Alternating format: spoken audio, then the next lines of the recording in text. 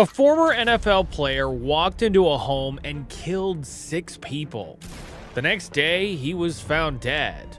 His name was Phillip Adams, and this happened on April 7th, 2021, when he was about 32 years old. But this isn't a story about a monster. It's about what the NFL knew and what they ignored. Phillip Adams was never supposed to be famous. He was supposed to be the guy who made it work through pure grit. The San Francisco 49ers took him in the 7th round of the 2010 draft, 224th overall out of South Carolina State. A cornerback from an HBCU with decent tape and zero hype.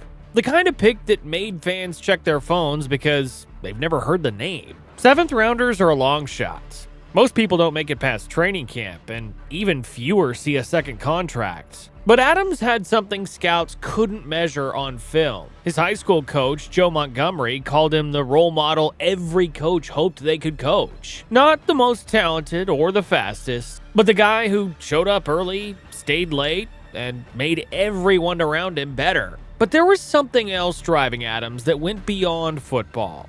In 2009, his mother was paralyzed in a car accident. So while other rookies spent their signing bonuses on cars and chains, Adams was sending money home, supporting his mom. With every roster spot meant his family had what they needed. However, week 16 of his rookie season would test everything he'd been fighting for. On December 26, 2010, when the 49ers faced the Rams, Adams broke his left ankle blocking on the opening kickoff. Not making a highlight tackle or returning a pick six. Blocking on special teams. The grunt work nobody notices until someone gets hurt. The injury required surgery. Multiple screws were inserted into his leg.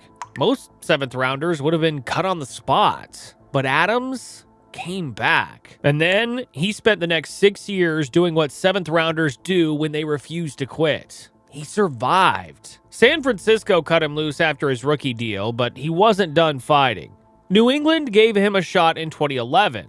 When that ended, he kept his phone close. Seattle called in 2012. Mid-season that same year, Oakland needed a body, and he played through 2013. Then it was the Jets in 2014, grinding for another roster spot. By 2015, Atlanta became his last stop. 6 teams with 78 games total. Not a household name, but a man who clawed his way into the league and refused to let go. Adams retired from the Falcons in 2015 at age 27. And if you asked most NFL fans who Phillip Adams was, they wouldn't have been able to tell you. But his family was starting to notice something. Adams wasn't the same person who had left the game. Something inside him was breaking. They just didn't know what yet. To understand what was breaking, you have to go back to where it all started. Adams started playing football at age 7. By the time he retired in 2015, he'd been absorbing head trauma for 21 years at every level of the sport. And in 2012, the damage started adding up in ways nobody could ignore. While playing for the Oakland Raiders, Adams suffered 2 diagnosed concussions in 3 games. Team doctors pulled him off the field twice in 6 quarters of football and ran him through concussion protocol. But here's what nobody paid attention to. Dr. Ann McKee would later confirm it wasn't just the big hits that were destroying Adams' brain. It wasn't just the concussions that showed up on the injury reports and made teams hold players out. It was the thousands of smaller hits, the ones nobody tracked. Helmet-to-helmet contact on routine tackles, heads snapped back on blocks that looked clean. These hits don't make SportsCenter highlights, but they add up in ways the human brain can't recover from. When Adams left the NFL, his family started seeing the damage play out in real time. His memory slipped, his conversations from the day before would vanish completely, and things he used to handle without thinking became impossible to navigate. His behavior changed in ways nobody in his family could explain. There were mood swings, outbursts that seemed to come from nowhere, and withdrawal from the people he'd been close to. His sister Lauren watched it happen. She described how fast and how terribly bad his mental health degraded. There was unusual behavior, she said. signs of mental illness that were extremely concerning, which they had never seen before. And then there was something even his family couldn't understand. The sport Adams had dedicated 21 years of his life to, the career he'd built from a 7th-round pick, the game he'd sacrificed his body for, he couldn't even watch it anymore. If his family had a game on TV, he'd leave the room. Sometimes he'd ask them to turn it off. The sport that had given him everything had taken something he couldn't get back. Adams knew something was wrong. He knew his brain wasn't working the way it used to. As his condition worsened, Adams began seeking help through the NFL's disability system. The same system that was supposed to protect players whose bodies had been broken by the game. Here's where the story takes a turn most people don't know about. Adams filed multiple disability claims with the NFL. But what happened next would show exactly where the league's priorities were. The league rejected every single one.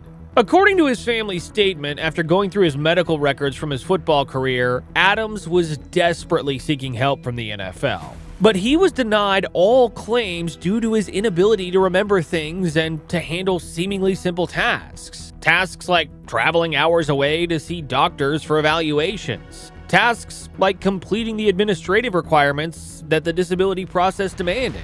And here's the cruel part nobody saw coming. The symptoms that made him disabled became the reason the NFL said he didn't qualify. He couldn't remember appointments, so he missed them, and couldn't fill out the forms and follow the process, so the league said he hadn't proven his case. The very brain damage that should have qualified him for help became the disqualification. But wait, how do you prove you need help when the damage won't let you prove it? And Adams felt every rejection. His sister Lauren revealed what he told her in the weeks before the shooting. He said the NFL was making it hard for him, but they were trying to basically stiff him on money, trying to nickel and dime him. Towards the end, she said he felt like they were just trying to make everything difficult for him. He felt like the whole world was against him. After going through his medical records, his family confirmed what Adams had been going through. He filed the claims and tried to navigate the system. And the NFL kept saying no. No team or disability benefits. Adams was 32 years old, unable to remember basic things, watching his mind deteriorate in real time. And the institution that had profited from every hit his brain absorbed across 78 games kept telling him he didn't qualify for help. Every door was closing. Every lifeline was cut. And the part of Adams' brain that controlled impulses and processed consequences was already destroyed. But what came next forced everyone to ask the question they should have been asking from the beginning. On April 7th, 2021, in Rock Hill, South Carolina, Adams arrived at a home a quarter-mile from his own. Inside were Dr. Robert Leslie, 70, and his wife Barbara, 69. Their grandchildren, Ada and Noah, were visiting that afternoon. Outside, 2 HVAC workers, James Lewis and Robert Shook, were finishing up a job at the property. And then, in a matter of minutes, 6 lives were gone. Adams shot and killed all 6 of them. Robert Shook was shot multiple times and fought for 3 days before dying from his injuries on April 10th. The rest died that day. Police surrounded a nearby home.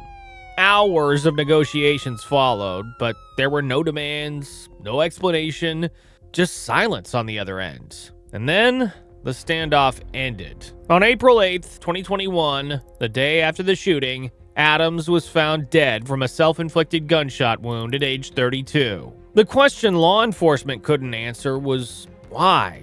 The motive was never definitively established. 8 months later, the answer finally came. And here's what nobody expected. In December 2021, 8 months after the shooting, the Boston University CTE Center released its findings. Phillip Adams had stage 2 chronic traumatic encephalopathy. But here's what made this different from every other CTE case. The diagnosis wasn't just severe. It was unusually severe in both frontal lobes. Dr. Ann McKee, who led the examination, confirmed that the 20 years Adams spent playing football definitively gave rise to the disease. Not possibly or probably, but definitively.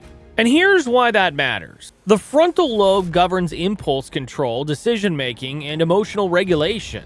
The damage in Adams's brain affected those exact functions. When the parts of the brain that control impulses and process consequences are damaged, behavior changes in specific documented ways. The ability to stop an impulse before acting on it deteriorated. The capacity to weigh outcomes before making decisions broke down. The mechanisms that regulated emotional responses failed. Dr. McKee compared Adams's brain damage to that of Aaron Hernandez, the former Patriots tight end convicted of murder in 2013. Adams' CTE pathology was similar to that of another young NFL player, namely Aaron Hernandez. She said Adams's CTE pathology was different from that of other young NFL players with CTE because it was unusually severe in both frontal lobes. In its frontal lobe predominance, she said, it was similar to Hernandez. Two young men, two violent outcomes, both with brains damaged by the same sport. The Adams family wasn't surprised he had the disease, but were shocked to learn how severe his condition was. He's a good kid. He was a good kid, and I think the football messed him up. The extent of the damage was beyond what they'd imagined. They chose to release the diagnosis publicly, hoping it might prevent another family from going through what they'd been through. The Leslie family released a statement saying the CTE results provided an explanation for the irrational behaviors pertaining to the tragedy. Even in the midst of crushing heartbreak, they said, the findings gave them a measure of comfort in understanding what had happened and why. Now, here's what the numbers tell you about how widespread this problem really is. In 2017, a study published in JAMA examined the brains of 111 former NFL players. They found CTE in 110 of them. That's 99%. When they expanded the study to all levels of football, 202 total brains, they found CTE in 177 of them, or 87%. As of 2023, the Boston University CTE Center had diagnosed 345 out of 376 deceased former NFL players with CTE. That's 91.7%. Phillip Adams was one of at least 345 NFL players diagnosed with CTE after their death. The NFL knew the numbers. They'd known for years. The research was public. The pattern was undeniable. And when Adams came to them desperately seeking help and couldn't remember things, when he couldn't complete the basic tasks because his brain was already deteriorating from the sport they'd built billion-dollar stadiums on, they kept saying no. The question this leaves isn't whether the NFL knew about CTE. It's what knowing actually obligates them to do. Adams started playing football at 7, devoted to his mother, loved by his coaches, and ground down by an institution that profited from every hit his brain absorbed. So, if this story made you think differently, hit that like button, comment on what you want us to cover next, and subscribe for more stories like this. You won't want to miss them.